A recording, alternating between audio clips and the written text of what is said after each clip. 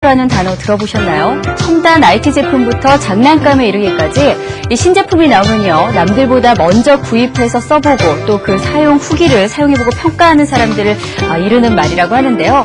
일본 같은 경우에는 이 얼리 어댑터들의 요구로 제품 설명회까지 열린다고 하니까 정말 영향력 있는 소비 집단임은 틀림이 없는 것 같습니다. 자, 증권시장 같은 경우에도 투자자들 얼리 어댑터와 같은 빠른 투자 정보력과 흡수력이 또 필수 요건이 아닐까 하는 생각이 드는데요. 자, 오늘 TV증권사관학교 역시 전문가를 모시고 얼리 어댑터 못지않은 빠른 투자 대응법에 대해서 알아보도록 하겠습니다. 첫 순서죠. 고수에게 듣는 투자 비법으로 들어갑니다.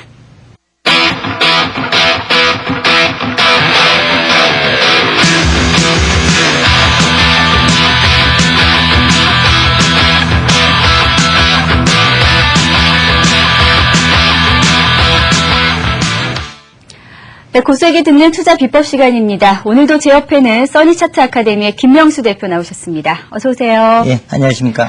자, 지난주에 저희가 시세 분석을 활용한 다양한 대응법에 대해서 알아봤는데요. 예. 오늘 아쉽게도 그 마지막 시간입니다. 네. 자, 오늘 마지막 수업 시간인데 오늘 강의 어떤 내용으로 꾸며주실 건가요? 오늘은 이제 첫 번에는 도대체 시세 분석이란 무엇인가, 그 개념, 그 다음에 이제 분석하는 요령, 그죠? 요령을 한 2시간 정도, 그 다음에 마지막으로는 대응하는 방법. 네.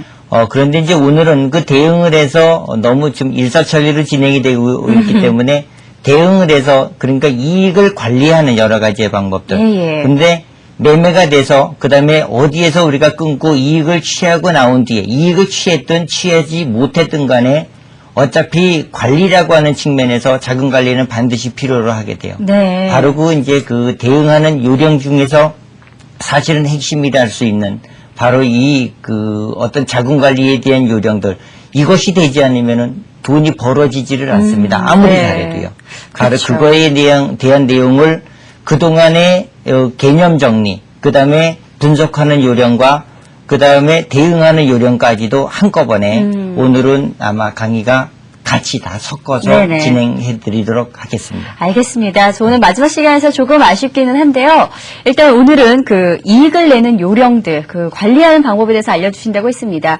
내가 그 매주 포지션을 아주 잘 잡아서 들어가서 이익을 냈다고 하더라도 또 금방 또 잘 팔지 못한다거나 그렇죠. 자금을 관리를 못하면 그 이익이 내 것이 될 수가 없기 때문에 오늘 굉장히 중요한 내용들을 배울 수 있지 않을까 하는 그런 생각이 드는데요. 자, 지난주 대응법을 배울 때 근소한 차이긴 하지만 현물이나 선물 옵션 부분에 분명히 그 차이가 있다고 말씀을 하셨거든요. 그렇죠. 예. 그렇다면 그 이익을 내는 방법에도 차이가 좀 있습니까? 사실 이익을 내는 방법은 내가 투자하는 행위라고 하는 것은 세 가지가 다 똑같잖아요. 그런데 이제 요즘 최근에 지난주 우리가 방송을 끝나고 한 주간에 굉장히 큰 폭의 시세 변화가 왔는데 네. 사실은 현물 같은 경우를 살펴보게 되면은 그 당시에 우리가 LG전자를 놓고 살펴보았나요? 그랬었죠. 근데 예. 상투권 놓고 어떤 제가 말하는 중심이라고 하는 자리를 지지하지 못하게 되면은 분명 빠질 수밖에 없는 거예요. 그렇죠. 근데 여러분들 그 자리를 적절하게 대응을 하셨는지는 모르겠지만 바로 그 자리에서 대응하지 못하게 되면은 손실이 날 수밖에 없는 거죠. 그것이 바로 종목에 대한 대응 방법이에요. 네. 그 이외에는 방법이 없는 거지만 다시 선물로 가게 되면은 어떻게 됩니까? 선물은 그 자리에서 매도 대응을 하게 되면은 바로 이익을 취할 수가 있죠. 그래서 이번에 약 이틀간에 걸쳐서 큰 폭으로 떨어졌었던 그 시세 흐름이 결국은 이익을 취할 수 있는 것이고 옵션 같은 경우에는 만약에 그동안의 상승 추세의 흐름으로 내가 보고 있었는데 네. 콜 매수를 만약에 가지고 있다라고 하게 되면 큰 폭의 손실이 입을 수밖에 없죠. 이럴 때는 바로 떨어지는 힘을 이용해서 훅매수를 하게 되면은 바로 거기서 적절한 시장 대응이 되는 것이고 이익이 어디까지 올라갔는데 오늘 아마 상당히 바닥권에서 아니면 상투권에서 흔들렸는데 네. 그 자리에서 우리가 적절하게 시장 대응을 해서 바로 이익이라고 하는 것을 관리를 하게 되면은 좋은 결과를 얻을 수 있다는 거죠. 이런 것에 약간씩은 차이가 있지만 종목 같은 경우에는 정리하는 것 이외에는 방법이 없는 겁니다. 그 점에 있어서는 가장 기회 면에서 가장 네. 없다라고 볼 수 있죠. 그렇군요. 예. 알겠습니다. 자, 그렇다면 이제 본격적으로 시세 분석을 이용한 이익 실현법에 대해서 공부를 해봐야 될 것 같은데요. 어떻습니까? 현물 같은 경우에는 사실 뭐 싸게 사서 비싸게 파는 게 가장 좋은 이익 실현법이 될 텐데 그렇죠. 시세 분석에 있어서 이익을 낸다는 것 어떤 것을 의미하는지 좀 궁금하거든요. 근데 이제 시세 분석이라고 하는 것은 내가 어느 지점에서 매매를 하겠다라고 하는 그 매매 시점을 찾는 그 분석하는 방법이 바로 그거지만 또 하나는 투자가 감행이 됐다. 즉 투자가 이루어졌다라고 하게 되면은 어느 시점인가 반드시 빠져나와서 이익이라고 하는 것을 실현하지 않으면은 아무 의미가 없잖아요. 내가 뭐 어떤 회사에 기업에 투자를 해서 대주주, 즉 주인이 되지 않고자 네네. 그냥 투자 목적으로 주식을 매수한다라고 하게 되면은 반드시 빠져나오는 자리가 있게 마련이지. 바로 그 매매 시점, 즉 빠져나오는 시점을 찾는 것 또한 우리가 알아야 된다는 거죠. 이렇게 되면은 바로 매수하는 시점과 매도를 하는 시점들을 찾아내는 것이 바로 시세 분석이고 그 변화폭, 매수에서 매도까지의 어떤 시세 변화폭이 바로 이익이다라고 볼 수 있는 거죠. 네. 그러면은 만약에 거의 일반 투자자들 대부분이 저점 사서 고점에 파는 것이 전부 다 목적이다라고 할 수 있는데 사실 그것은 거의 불가능에 가깝다. 다만 시세가 변화가 어디 구간에서 와서 어디에서 즉 상투권에서는 어떻게 시세 변화가 와서 하락으로 전환이 되는 그 전환 네. 시점까지만 알아도 충분하다라는 거죠. 그것을 좀 이따가 이제 차트를 통해서 하나하나 다시 한번 다 살펴보겠습니다만은 그 변화에 대한 포인트 그러면 그 이익이라고 하는 관리는 굉장히 중요한 면이 없지 않아 있어요. 즉 투자를 시작하기 전에 비율이라고 하는 것을 정해서 가야 된다라는 거죠. 근데 아마 종목 같은 경우에 이미 뭐 선물 옵션에서는 레버리지에 대한 어떤 효과 때문에 네. 이미 기본적으로 사실 미수라고 하는 것이 이미 포함되어 있는 경우지만 종목 같은 경우에는 그냥 1대1 정도의 매매 그러니까 돈만큼 매수하는 예. 이런 경우 아마 있고 또 하나는 미수라든가 아니면은 뭐 여러 가지 매매 방법이 있을 수 있잖아요. 예, 예. 근데 거의 대부분이 아마 주식을 많이 살려고 하는 욕심 또 오를 것 같아서 아마 짧은 시간 안에 이익을 극대화시키려고 그러한 매매 방법을 취하는 경우가 많이 있는데 그것은 굉장히 좋지 않은 방법 중에 하나죠. 그렇군요. 왜냐하면 그것은 이익을 볼 수도 있는 방면에 그만큼 손실이 날 수도 있다는 생각을 투자자들은 거의 하지 못한다는 네. 거죠. 이익을 내려고만 하기 때문에. 그렇군요. 그래서 바로 투자하기 전에는 투자 비율이라고 하는 것을 정하고 들어가지 않으면은 결국은 아무리 좋은 투자를 했다라고 하더라도 이것은 실패할 수 없는 게임이에요. 그 점을 명심하셔야 될 거죠. 알겠습니다. 일단 지금 이제 서론 좀 말씀을 해주셨는데 그 지난 시간에 그 예. 손절매에 대해서 말씀을 하실 때 네. 말이에요. 네. 어중간한 자리에서 손절매하는 것은 손절매가 아니다. 그렇죠. 손절매는 정확한 그 분기점에서 해야 하는 그렇죠. 것이 손절매다라고 그렇죠. 말씀하셨는데 예. 그 분기점이 이익을 내는 중요한 포인트가 될 것 그렇죠. 같다는 생각이 들거든요. 그렇습니다. 예. 그런데 그 분기점이 반복적으로 좀 나타난다라는 말씀도 해주셨고 네. 또 시세 변화 그 위상이라는 말씀하실 때 예. 4단계로 진행된다고 하셨는데 예.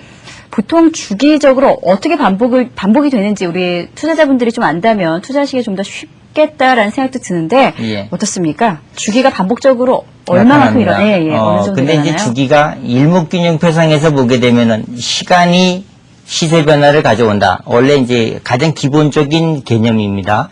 근데 거의 날짜를 세죠. 만약에 26, 그 다음에 52 네. 이런 어떤 시간에 대한 구역을 가지고 시세 변화는 이렇게 상투와 저점을 찍고 움직인다. 이런 얘기들을 많이 하는데 사실 그 시기 정도가 되게 되니까 그런 변화가 오는 것이지 정확한 시점은 아니다라는 거죠. 그런데 우리는 날짜를 세하려는 경우가 굉장히 많이 있어요. 거의 이제 처음에 공부하시는 분들은 그건 별로 아무런 의미가 없죠. 네. 항상 그 시기에 온다라는 보장은 없지만 그때쯤이면은 온다. 그러면 기다리면 되는데 거의 대부분이 내가 어떤 원하는 가격대가 오게 되면은 그 시점이 아닌데도 불구하고 매매가 들어가는 경우가 많죠.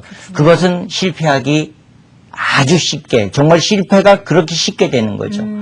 성공은 어려워지는 것이고 네. 그것을 조금 이따가 네. 차트를 통해서 전부 다 그 변화에 대한 포인트 또 어떻게 주기적으로 오는지도 설명을 한번 드릴게요. 그럴까요? 예. 알겠습니다. 잠시 후에 차트를 보면서 예. 설명을 들으면 좀 더 이해가 쉬워질 것 같다는 생각이 들고요. 자, 그렇다면 그 시세의 분기점이 다가온다면 투자자들이 느낄 수 있는 뭔가 이렇게 느낌이 오나요? 포착할 수 있는 신호들이 다가오나요? 예, 어떻습니까? 특히 저희 같은 경우에는 네. 그런 신호가 오죠. 그런데 이제 느껴지는 거죠. 근데 뭐 눈 감고 있으면은 그게 느껴집니까? 네, 예. 그렇지 못하죠. 다만 이제 차트에 대한 흐름과 만약에 이제 저점이 높아진다든가 아니면은 전체적인 어떤 시세가 수렴되는 과정을 보인다든가 네네. 어느 균형점이라고 하는 점으로 수렴되는 과정을 통해서 반드시 시대 변화가 나타나게 되죠. 알겠습니다. 그런 변화는 저점에서와 고점에서는 그 위치는 상황은 많이 다르지만 결국은 보게 되면 똑같은 경우로 온다라는 거죠. 예, 그것은 아마 첫 시간에도 그런 얘기를 많이 말씀을 드린 것으로 아는데 네. 여러분들이 너무 핵심적인 것으로 파고 들어가게 되면 오히려 간단한 것에 사실 진리가 있는데 그것을 지나쳐버리는 경우가 많이 있어요. 그렇군요. 그래서 오늘은 그것을 다시 한번 짚어드리도록 하겠습니다. 알겠습니다. 예. 자, 이제 포착할 수 있는 신호들이 분명히 우리 김 대표님께서는 느껴지신다고 하셨는데 이 시간에 함께 하신 투자자분들도 좀 같이 느끼셨으면 좋겠다라는 생각을 예. 해보고요. 자, 그렇다면 이제 그 주식 투자를 배우는 초보자분들 그 네. 투자 비율에 대해서도 굉장히 많은 조언들을 듣게 되거든요. 예. 그 앞서서 그 미수금 얘기도 하셨는데 굉장히 네. 실패한 요인이 될 수도 있고 그렇죠. 이런 얘기도 하셨는데 시세 분석에 있어서도 역시 투자 비율 굉장히 중요한 개념이겠죠. 그거는 네. 어떠한 경우이든지 간에 마찬가지입니다. 투자라고 하는 것이 일단은 감행이 된다면은 거의 아마 여러분들이 주식시장에 돈을 들고 들어올 때 이런 경우가 많이 있어요. 네. 투자를 없어도 되는 돈이 아니고 거의 아마 반드시 그런 돈은 사실 없을 것입니다만은 예. 근데 이제 여윳돈 중에서 나는 이 정도를 다 잃어도 괜찮다. 이 정도의 비율을 가지고 사실 들어와야 되는데 저는 그렇게 가지고 들어오는 돈 역시도 마찬가지로 30% 정도만 투자하시라 이런 얘기를 합니다. 그렇게 그 정도만 가지고 하면은 별 탈 없어요. 네. 특히 옵션 같은 경우에 여러분들이 아무리 위험하다라고 하더라도 그거 투자해서 사실 꽝이 났다 이겁니다. 그러면 30% 정도면 손실만 나면은 별반 문제는 없는데 예. 사람들이 심리가 뭐냐면 잃으면은 그것을 찾으려고 하는 나름대로의 어떤 보상 심리가 있죠. 그렇죠. 그러면은 반드시 그 다음에 무리를 하게 돼요. 그런 것이 안 돼요. 네. 그러면 30%를 내가 지켜낼 수 있는 투자 방법이라든가 투자 원칙, 모든 대응하는 원칙이 어떤 있지 않은 상태에서 투자가 된 경우가 반드시 그렇게 손실로 나타나는 것인데 그것을 내가 왜 실패를 했는지 그 실패에 대한 원인을 짚어가지 못하면은 결국은 나중에 들어오는 나머지의 돈들도 실패할 수밖에 없는 거죠. 네. 그러면 실패에 대한 원인이 무엇인가? 내가 무엇을 잘못했는가를 반드시 하셔야만 되는데 그것을 알지 못하고 다음 투자가 다시 진행이 되는 예. 아마 거의 대부분의 일반 투자자들은 그것이 사실상 아마 그것을 억제하는 것이 가장 어려울 것입니다. 그렇군요. 그렇죠. 투자 금액, 비율 조정하는 것들, 소위 100% 투자를 다 들어갔다가 또 네. 손실을 보면 굉장히 만회하기도 힘들고요. 그렇죠, 굉장히 어렵죠. 그 비율을 잘 조정을 하셔야 될 텐데, 사실 물론 선물 옵션 부분이 이렇게 전체적으로 돈을 다 밀어 넣을 수밖에 없는 이유라고 할까요? 네. 큰 폭의 손실도 있지만 반대로 큰 폭의 이익도 있기 때문에 그렇죠. 그만큼 아무래도 매력이 있기 때문에 예. 우리 투자자분들께서 그런 좀 것들을 떨쳐내지 못하시고 예. 그래서 오늘- 큰 자금을 들어가시는 것 같은데 그렇죠. 예. 어떻게 좀 현명하게 대응을 해야 될까요? 오늘은 그 방법에 대해서 여러분들이 아마 정말로 깜짝 놀랄 만한 나름대로의 투자 방법입니다. 예. 이건 투자 대응하면서 그러니까 지금까지 여러분들께 어느 시점에서 들어가서 어디에서 빠져나오는지에 대한 말씀을 많이 드렸잖아요. 그런데 이것을 투자 자금을 조금 전에도 말씀을 드렸듯이 이 30%의 내가 투자 자금을 가지고 어떻게 불려가는가. 그리고 내가 목표치에 대한 이익이 나왔을 때 처음에 그랬죠. 벌려고도 하지 말고 절대로 욕심을 내지 말라라고 하는 투자 원칙을 말씀을 드린 것처럼 내가 원하는 목표치만 딱 나오게 되면 무조건 빠져나와서 그 다음에 투자할 때 바로 그 이익을 본 건 역시도 그 중에서도 70% 정도는 현금으로 두고 나머지 30%만 가지고 네. 다시 재투자가 되는 거죠. 원금에. 이렇게 되면 투자 원금도 늘어나고 이익 부분도 늘어나게 되는. 그렇죠. 아주 그렇게 돼서 아주 안전하게. 이렇게 되면 항상 뭐가 즉 저축이 되는 부분이 네네. 70%의 비율이 훨씬 더 많게 돼요. 항상 많아요. 어떤 경우도. 제가 아시는 분은 예. 그런 분도 있더라고요. 그러니까 내가 돈을 벌어서 번 돈이 내가 100만 원이면 네. 그 100만 원은 다른 계좌에다 자꾸 이렇게 저금하는 식으로 그렇죠. 계속 옮겨 놓으시는 예, 분도 그것도 있던데 좋은 방법이죠. 좋은 방법인가요? 예. 네. 그래서 투자에 대한 어떤 금액을 매번 똑같은 금액으로 가지고 가는 것도 중요하지만 또 이거는 재미가 없어요. 예. 사실. 그래서 투자 원금이 좀 이렇게 늘어나는 재미도 있어야 하기 때문에 물론 투자가 되지 않는 구자에 돈이 늘어나는 것도 재미는 있지만 네. 그럼 뭐 매번 해봐봐야 그게 그겁니다. 그렇죠. 그러면은 투자 원금도 좀 늘어나는 쪽에 생각을 한번 해보게 되면은 그건 역시도 7대3의 비율로 아주 정확한 비율로 나누어서 예. 내가 100을 벌었으면 30은 재투자하고 나머지 70은 다시 저축을 하는 그렇군요. 이렇게 돼서 한 단계 한 단계 밟아서 아주 큰 폭의 이익을 시현할 수 있는 방법을 이따가 옵셔널 차트를 가지고 말씀을 드릴게요. 알겠습니다. 자, 이제 전체적으로 좀 설명을 해주셨고요. 본격적으로 차트로 들어가서 저희가 공부를 해본다면 네. 지금까지 배운 내용들을 확인을 해볼 수 있을 텐데 그렇죠. 자, 어떤 차트를 가지고 오늘 좀 설명을 들어볼까요? 뭐 여러분들이 지난주 그러니까 새로운 차트를 가지고 하는 것보다 네. 지난주 말씀을 드렸었던 차트가 가장 좋아 보입니다. 우선은 LG전자에 대해서 한번 말씀을 한번 그럴까요? 드릴게요. 예. 자, 이 차트를 한번 살펴보시게 되면 지난번에 저점에서부터 거의 최고점 68,000원이 왜 고점이다라는 말씀을 지난 시간을 통해서 많이 말씀을 드렸습니다. 예. 자, 이것에 대한 중심 구간이 어디입니까? 바로 이 구간 되지 않아요? 네. 자, 이 구간에서 떨어지는 전체적인 어떤 흐름과 움직임에 대한 어떤 비율 역시도 거의 중심에 해당하죠. 수렴되는 과정을 통해서 역시 마찬가지로 저점에서 올라가는 수렴되는 과정을 통해서 자, 오르고 내리고 하는 모든 시세 변화가 똑같이 진행된다. 예. 이 중심이, 고점에서의 시세 중심이 무너지게 되면 이 자리는 무조건 매도다라고 예. 하는 말씀을 드린 겁니다. 자, LG전자 같은 경우에는 볼 것도 없이 매도 포지션을 취할 수 없는 구조이기 때문에 무조건 청산해서 나와야죠. 자, 68,000원 내가 정리를 못했습니다. 그럼 여기는 해야 된다는 거죠. 예. 바로 그러면 어디까지 떨어진다? 하락은 볼 것도 없이 자, 1차적으로 하락하는 자리는 바로 이 중심이라고 하는 자리예요. 그러면 어저께 왜 이 자리까지 하락을 하고 그때 며칠에 걸쳐서 하락을 합니다. 지난 일주일 내내 우리가 방송을 마치고 나서 일주일 내내 하락을 한 거예요. 네. 그럼 여기에서부터 왜? 자, 중심이라고 하는 축간의 구간에서 추가 얼마가 더 떨어져요. 그 균형폭만큼 더 떨어진다는 그러네요. 것을 알 수가 있죠. 예. 자, 바로 이 흐름을 보게 된다 하면은 전체적인 흐름들이 전체적인 어떤 변화에 대한 흐름, 그죠? 보이잖아요. 어디까지 떨어진다. 그렇기 때문에 바로 이 자리에서 대량 거래가 들어오게 되면은 자, 왜 이 자리에서 대량 거래가 들어오는지를 이해가 되실 거예요. 왜? 네네. 고점에서 떨어진 폭만큼 주가의 시세 흐름이 하락을 하기 때문에 네. 바로 이 자리에서는 쉽게 얘기해서 종목 같은 경우에는 선물은 이 자리에서 매수가 들어가지만 종목은 이 자리에서도 마찬가지로 매수할 수 있죠. 네, 그렇죠. 근데 뭐 어디까지나 계속해서 상승한다는 보장은 없는 겁니다. 다만 이렇게 수렴되고 여기서부터 반등을 주게 되면 또 만나는 자리가 이렇게 59,000원의 중심의 정도까지. 예. 아마 이 시세 흐름이 여기 정도를 넘어가기는 굉장히 어려워질 것입니다. 이 자리를 돌파하고 나서 아마 한동안은 횡보하는 흐름이 진행되지 않으면은 결코 시세 흐름을 돌리기가 굉장히 어려워졌다는 거예요. 그렇군요. 시장 상황 예, 자체가. 그러면 이것은 종목이기 때문에 다른 것으로 우선 돌려봅니다. 네. 무엇으로? 선물 시세 흐름으로 돌아가 볼게요. 자, 어저께 이제 선물 시세 흐름에서 자, 하락하고 반등을 주고 이 흐름 전부 다 말씀을 지난주에 다, 말씀을 드렸죠. 예, 저희가 배워본 어디까지? 내용이죠. 지난주 정확하게 여기까지 왔었던 예. 상황입니다.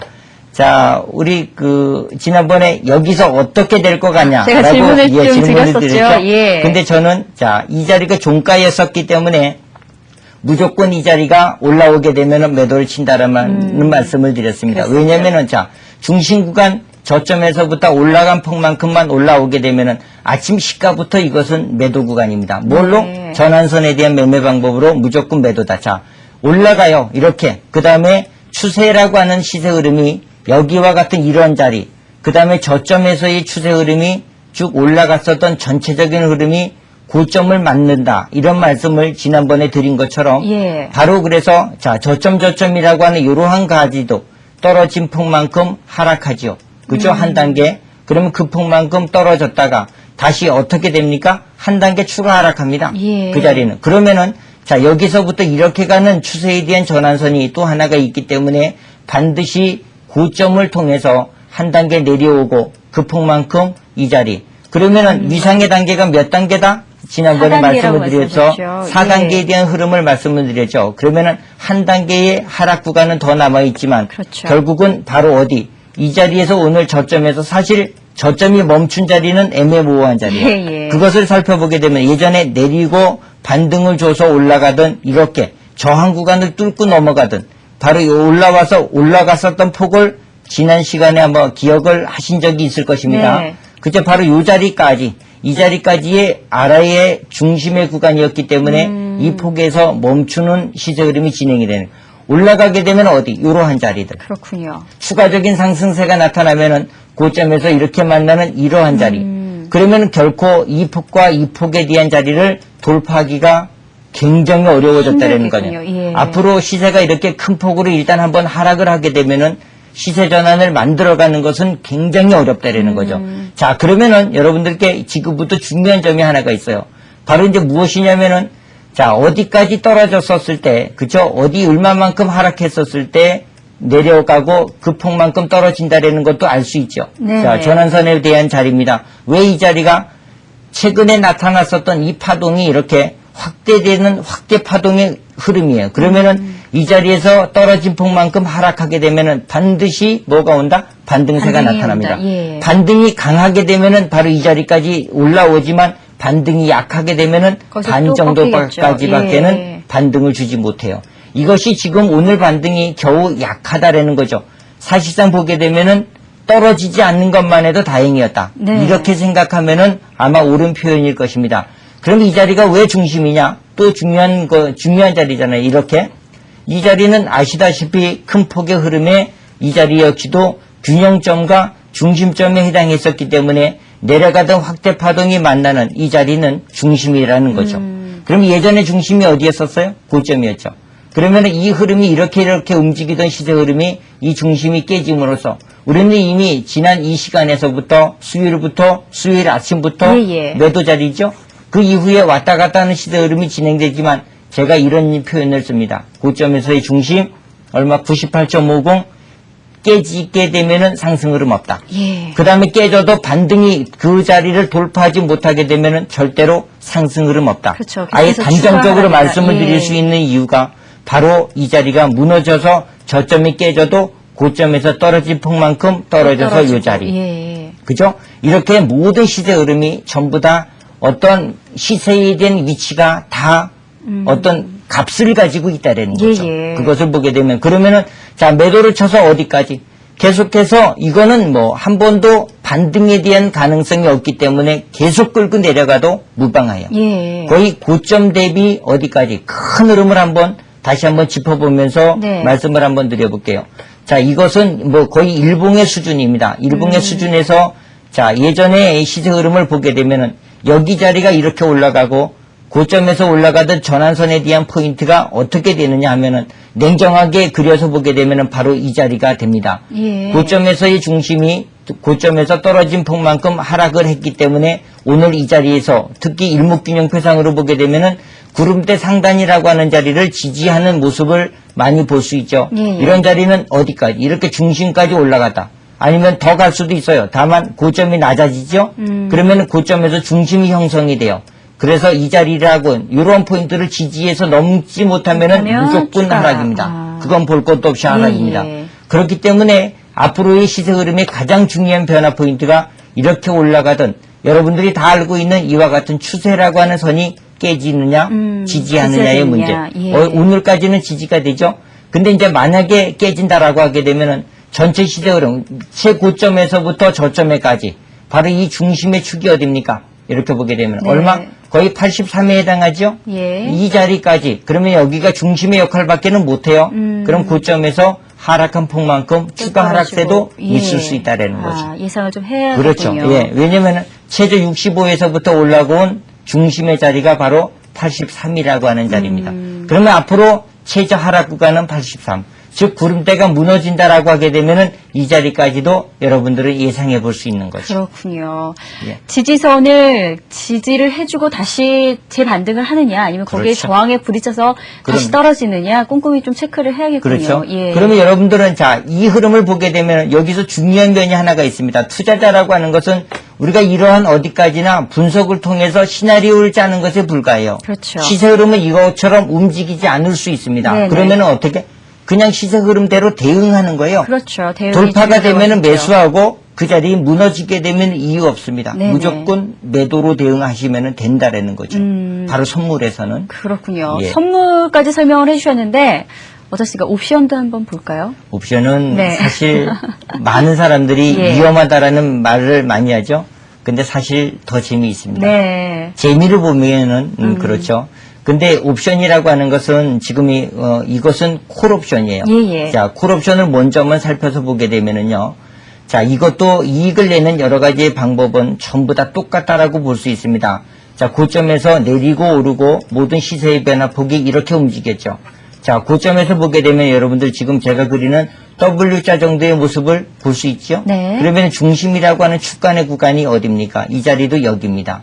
이 축간의 시세 흐름이 올라와서 지지가 되지 못하게 되면 여기서부터 뭐가 와요? 거의 장대 음봉들이 솟아나죠? 네네. 이렇게 되면은 어디까지는 무조건 이것은 하락한다. 저점에서부터 얼마 최고점이라고 하는 자리에 오름폭만큼 그죠? 이 중심이라고 하는 자리는 예. 굉장히 중요한 자리입니다.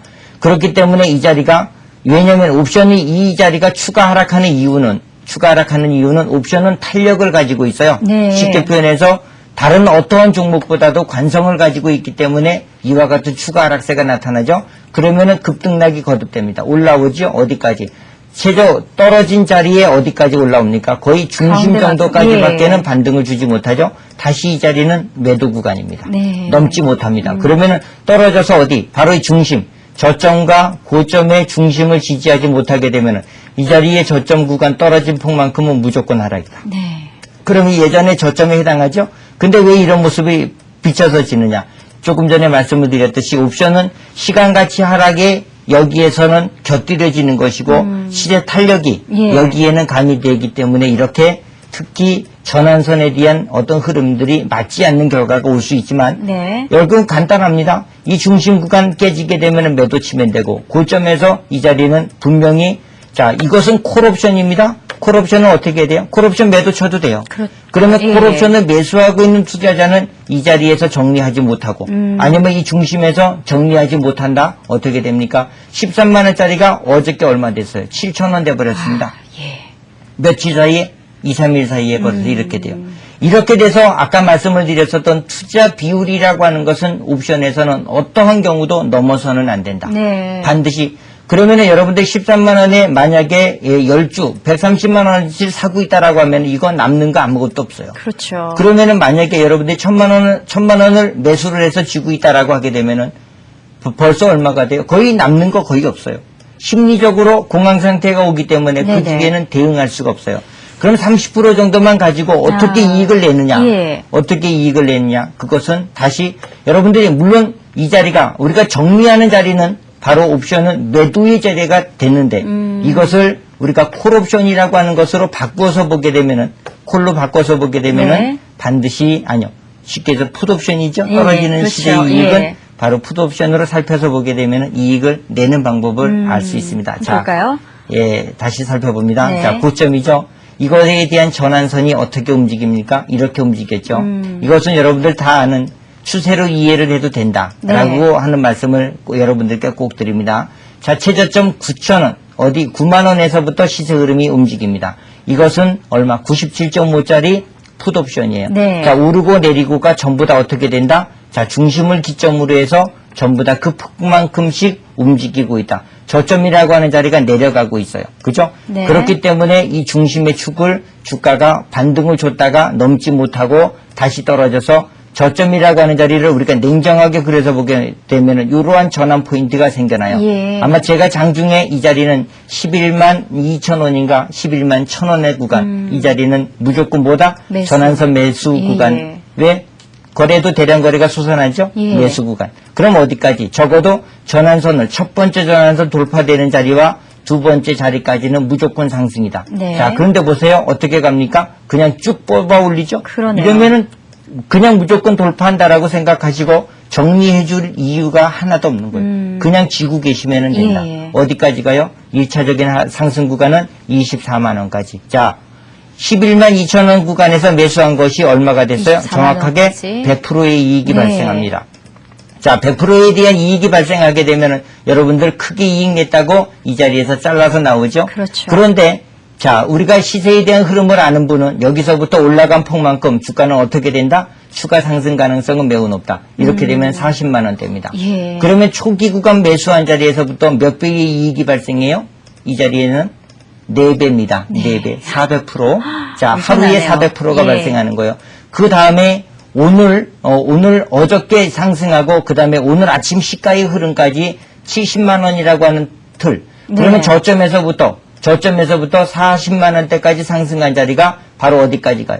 바로 다시 그 시세 변화 폭만큼 상승한다라는 것을 알 수 있죠. 그렇군요. 그럼 이 자리까지 상승해서 아침 고점이 이 자리는 무엇이다? 상투권이죠. 그렇죠. 자, 왜 유상은 몇 단계를 가지고 움직인다? 알고 있잖아요. 네, 4단계를 가지고 예, 예. 움직인다. 그러면 이 자리는 청산입니다. 그렇죠. 자, 저도- 놀랍게 지금 제가 방송 중에 제가 이제 멤버십 방송 운영을 하는 방송에서 예. 이 자리에서 매수를 해서 사실상 여기까지 자, 포지션으로 끌고 온 거 200만 원을 가지고 1억을 만드는 게임 중인데 그것이 얼마냐면은 자, 200만 원이라고 하는 돈은 아마 첫 시간에도 제가 그런 말씀을 드렸을 거예요. 1,500만 원이라고 하는 것이 최소 증거금이에요. 예, 예. 부자를 개설해서 그렇죠. 매매할 수 있는 예. 최소 증거금. 자, 그것을 기준으로 일반인들 누구나 그러니까 구자를 틀 수 있는 가장 기본적인 사항에서부터 우리가 이익을 내보자 이 얘기입니다. 그럼 뭐 돈 많은 사람들은 아까도 말씀을 드렸지만 1억이면은 30%, 3천만 원만 투자하시면 돼요. 예, 예. 그 비율은 관계없다라는 거죠. 그러면은 자, 얼마 500이라고 하는 것은 이것은 제가 지금까지 시간을 통해서 계속해서 말씀을 드렸었던 네. 상황이기 때문에 500만 원을 가지고도 그 중에서도 3대 2로 나누어서 200만 원을 가지고 게임에 돌입하는 거예요. 없어도 된다. 옵션이라고 하는 투자는 없어도 되는 게임. 예, 예. 그러면 바로 이 자리에서부터 매수. 그냥 이거는 200만 그냥 원 가지고요. 그렇죠. 예. 매수해서 넘어오게 되면 얼마가 가요? 400만 원이 가능하죠. 그렇죠. 자, 추세로 가는 것 저는 비율을 나눠요.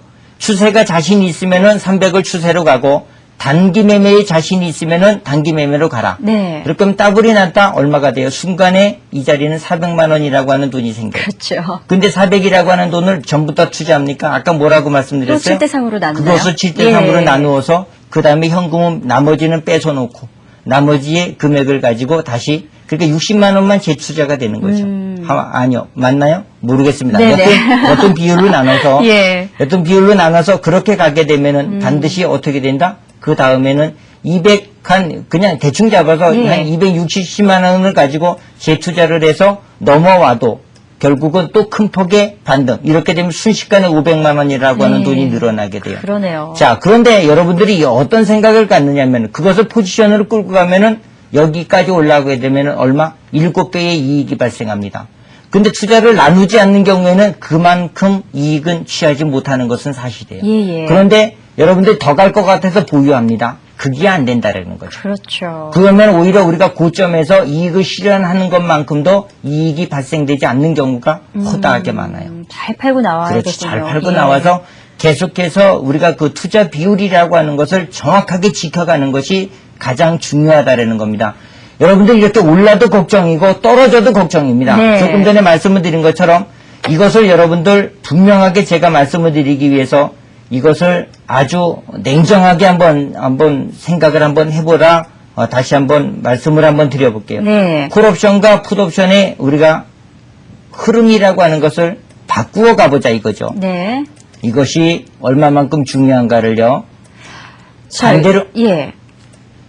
반대로 움직인다라는 거죠. 시세 흐름이라고 하는 것을 보고 이것을 조금 더 확대를 해서 보게 되면은 어느 쪽에 노량정. 지금 위에 것이 푸시고요. 예, 밑에 콜옵션인가요? 위에 있는 것은 풋옵션이고 예. 아래에 있는 것은 일단은 콜옵션입니다. 예, 예. 자, 우리가 시세가 움직이는 어떠한 변화폭을 살펴보게 되면은 반드시 아실 수 있다는 거죠. 자, 여기서 우리가 매수하는 자리다. 그러면 이 흐름을 여기 정도까지 끌고 와서 쌍고점을 거의 시연주고 다시 밀리죠. 네. 아직까지 추세가 죽지 않았기 때문에 사실 매도할 이유는 없지만 그래도 이와 같은 추세가 고점, 쌍고점을 주게 되면은 이유 없습니다. 일단은 청산에서 나오는 것이 원칙이다. 예. 자, 그런데 이 자리에서 바로 우리가 어떻게 돼요? 깨지는 자리가 여기서는 어떻게 됩니까? 순간적으로 매수할 수 있는 자리가 만들어진다라는 거죠.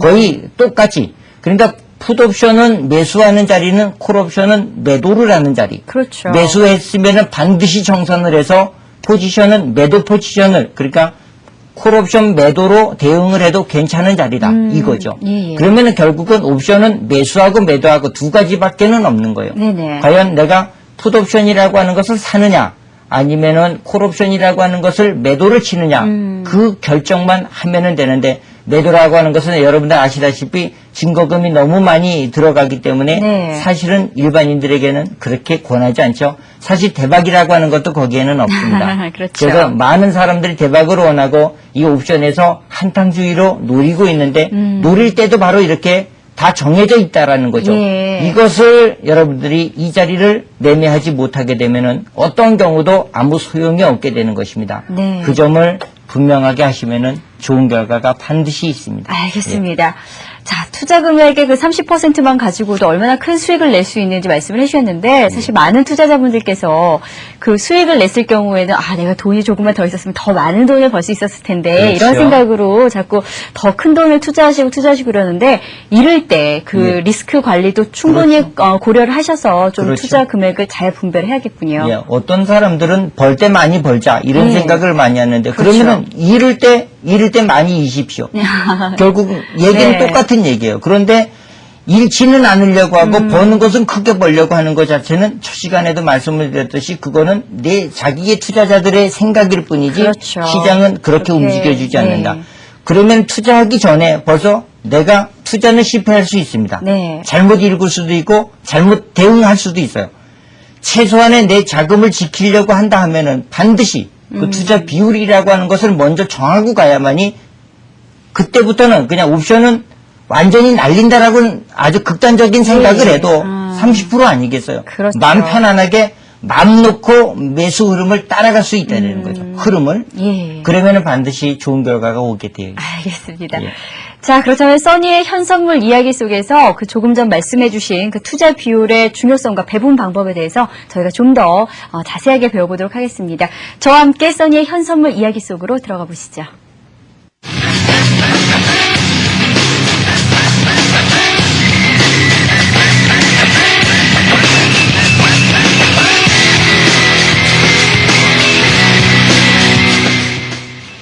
네.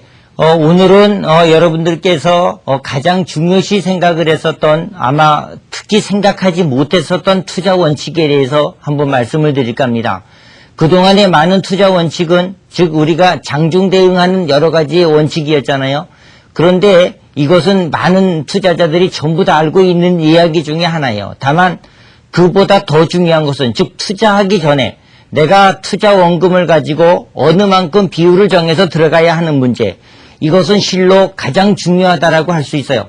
투자가 일단 시작이 되게 되면은 투자라고 하는 것은 미래에 있다가 투자를 하는 것이기 때문에 아직 돌아오지 않은 상황이라 알 수가 없는 것입니다. 아무리 좋은 시점에서 매매를 우리가 들어갔다라고 하더라도요. 그것은 그 자리가 올바른지 아니면은 잘못된 포인트인지는 지나봐야 알 수 있는 그러한 문제이기 때문에 그러면은 위험을 우리가 최소화할 수 있다.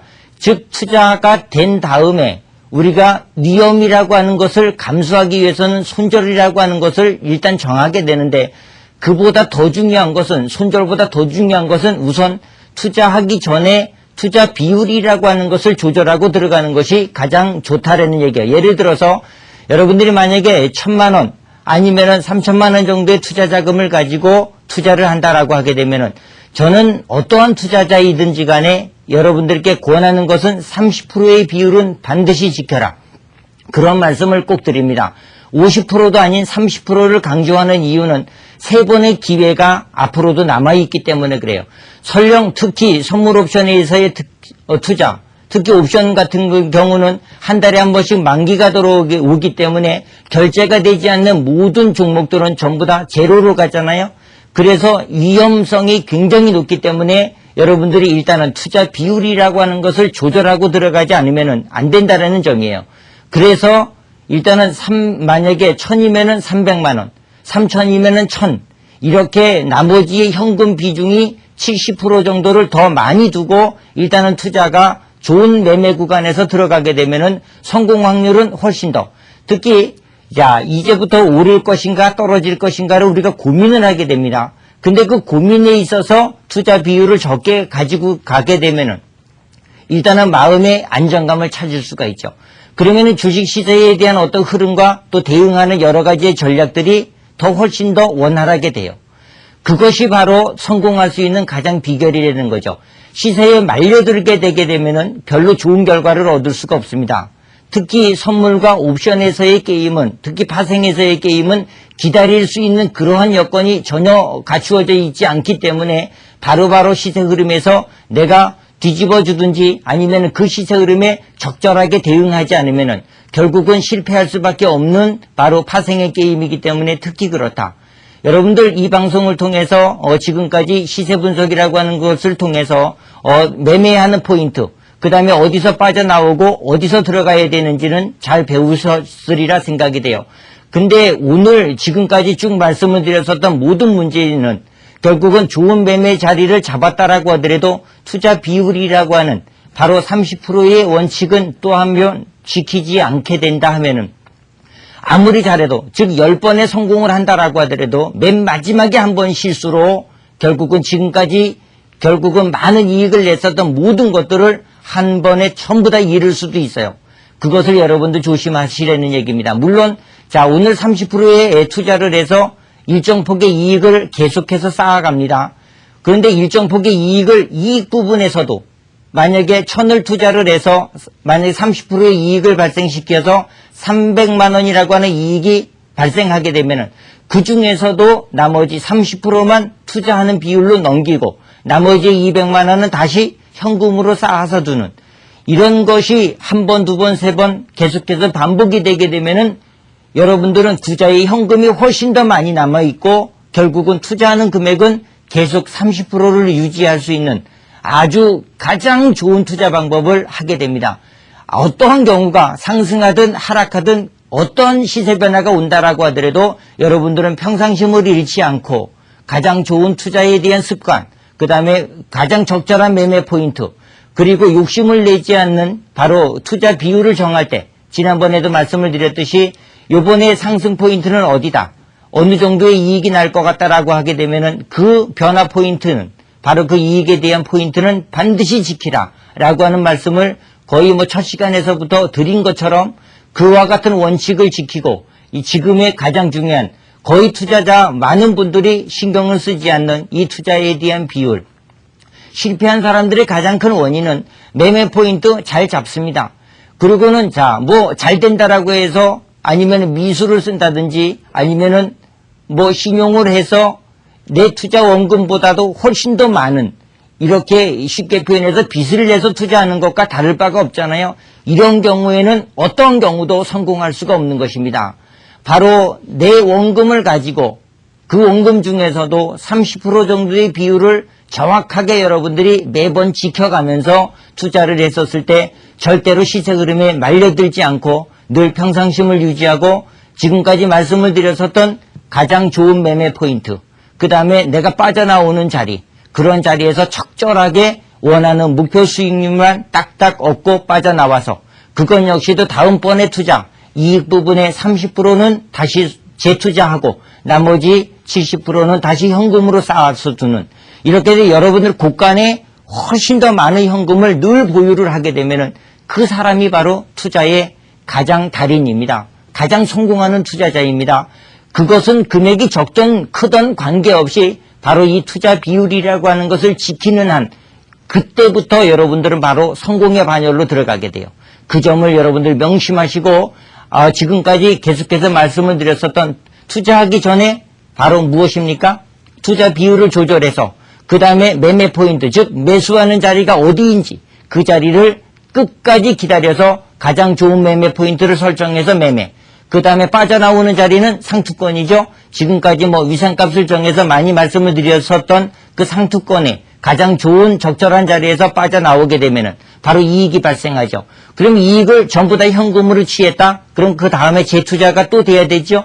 그랬을 때 바로 이익 폭의 30% 정도는 재투자하시고 나머지 70%는 다시 현금으로 여러분들 통장에 쌓아서 두는 그런 투자 방법이 가장 현명한 방법이다. 저는 지금까지 믿고 그렇게 하고 있는 이상은 어떠한 경우도 실패하지 않는다라는 거 여러분들 명심하시고 그와 같은 투자 비율, 그와 같은 투자 습관을 앞으로도 여러분들 철저하게 지키셔서 좋은 결과 있기를 진심으로 기대합니다.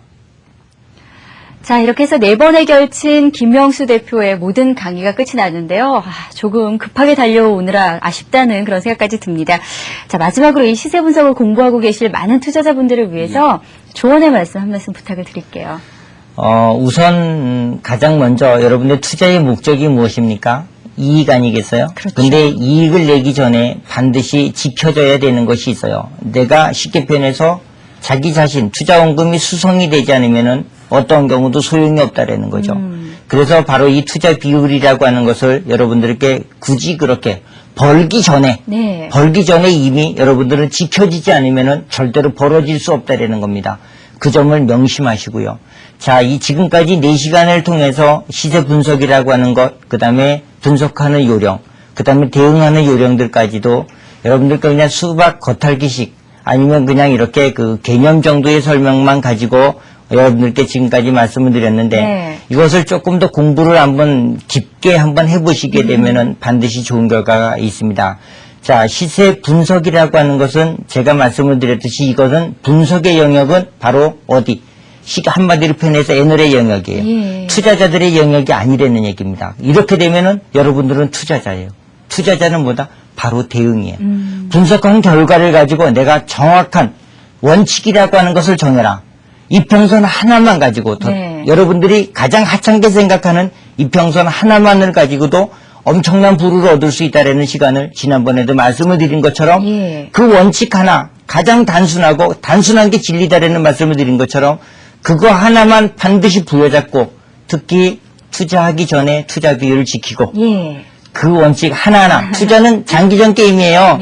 바로 안 됩니다. 그렇기 때문에 자, 하루 이틀 사흘 이렇게 충분히 조금 전에 말씀을 드렸었던 투자 비율 지켜가면서 그때 차근차근 이익을 쌓아가게 되면은 어느새 나도 모르는 사이에 굉장히 많은 돈이 벌어져 있고 부자가 돼 있을 것입니다. 알겠습니다. 그렇게 여러분들 다 되기를 진심으로 기원합니다. 알겠습니다. 아유, 잘 들으셨죠? 시세 분석에 관심 있는 투자자분들이라면 우리 김명수 대표의 말씀들 꼭 실천해 보시기 바랍니다. 그동안 정말 열강을 해주셔서 지켜보는 저도 참 보기 좋았었는데요. 다음 기회에 또 다른 자리에서 만나뵐 수 있으면 또 좋은 강의 부탁드리겠습니다. 고맙습니다. 감사합니다. 자, 요즘 패션 매장에 가보면요. 김희선 치마, 김래원 티셔츠 등 이렇게 연예인들의 이름을 딴 그런 옷들이 잘 팔린다고 합니다. 아무래도 소비자들이 특별히 발품을 팔지 않고도 요즘 유행하는 스타일을 바로 선택할 수 있는 것이 바로 인기 비결이라고 하는데요. TV증권사관학교 역시 투자자분들께서 발품을 파실 필요가 없습니다. 유용한 투자 기법만을 모은 보물상자를 가지고 찾아오도록 하겠습니다. 자, 시청해주신 여러분 고맙습니다.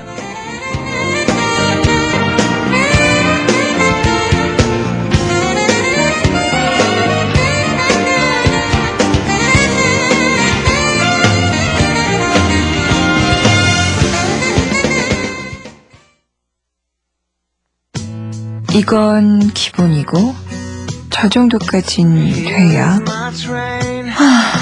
생각이 너무 많은가? 차는 내 얼굴인데 2, 3년 타고 말 것도 아니고 그래 욕심을 조금 내자. 그래서 생각 끝에 생각의 끝에 성공차. 대한민국 1% 렉스턴. 저 바람이 내게 솔깃해 저 햇살이 우리를 부르네 내 마음은 벌써 금요일 렌터카로 떠나자 금요일엔 금요 렌터카로 떠나세요.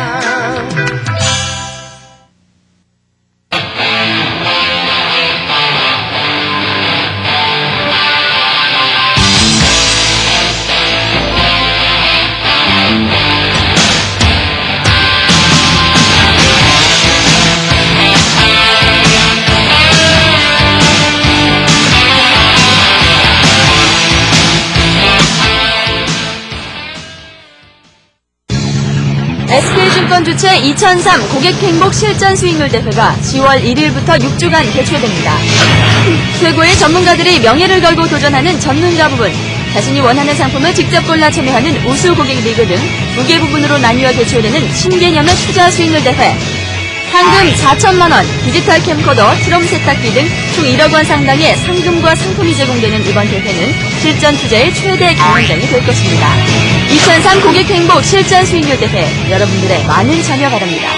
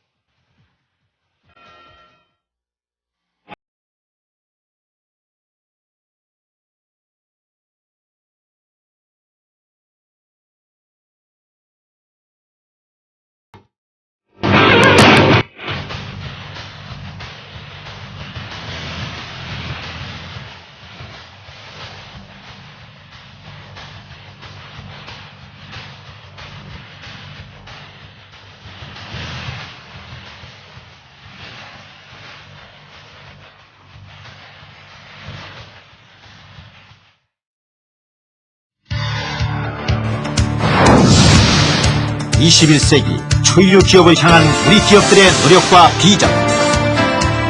국민소득 2만 불 시대를 위한 기업의 역할은 무엇인가? 한국경제TV와 전경련 공동기획으로 제작된 20부작 다큐멘터리 한국의 기업. 많은 시청 바랍니다.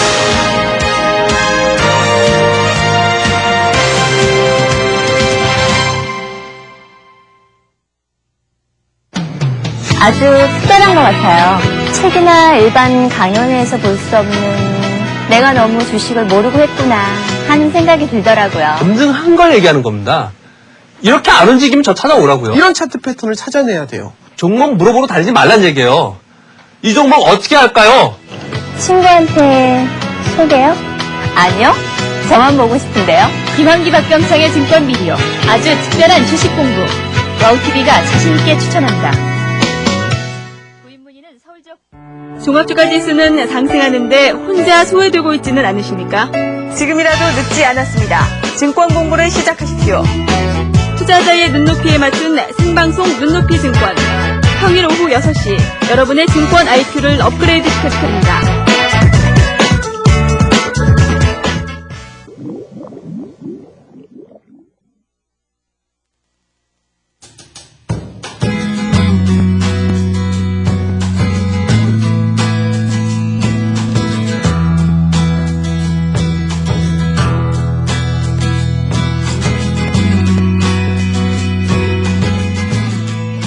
정보의 홍수, 그 가운데 IPO 매거진이 있습니다.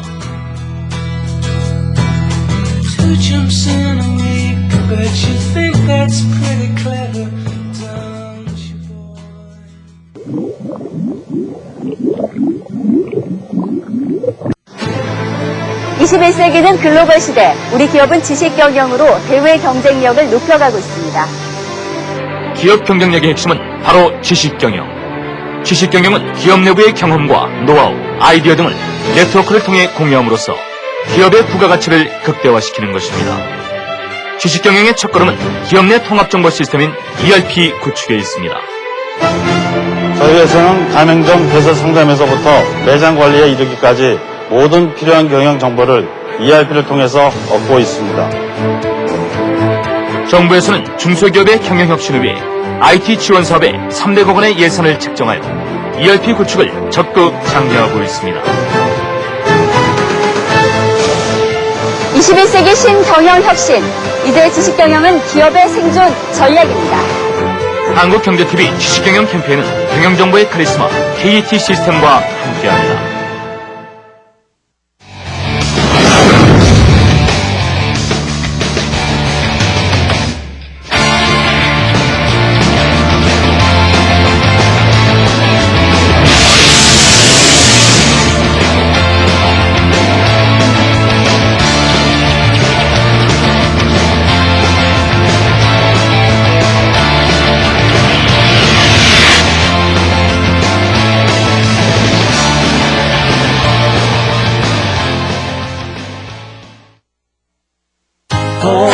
재미 버는 기쁨 와우 TV 1등 방송.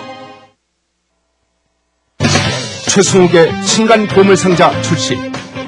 세력주 강의로 큰 인기를 모은 최승욱 소장이 신간 보물상자를 가지고 여러분을 찾아왔습니다. 이 책에는 최승욱 소장의 세력주에 관한 모든 매매 기법과 실전 고수들의 듀얼 모니터 구성법을 담았습니다. 구매하신 모든 분께 고화질로 구성된 세력주 발굴법 비디오를 드립니다. 최승욱의 보물상자를 보시면 투자의 눈이 달라집니다.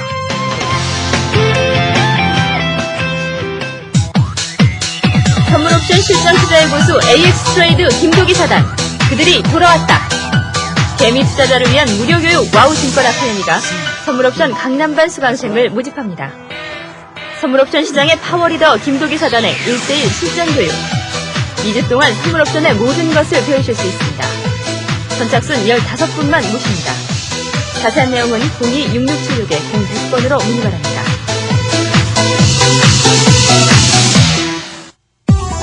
주식 투자 3대 궁금증 해결. 내 주식 어떻게 할까? 언제 팔고 언제 살까?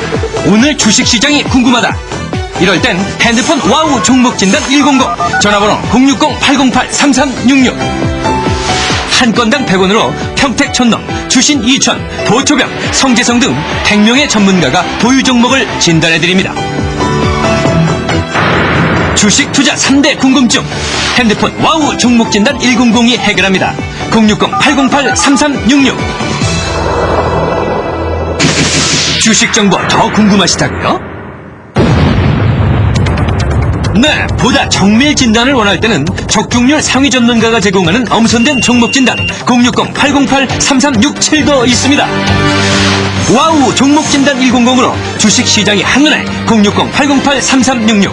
정밀 진단은 060-808-3367.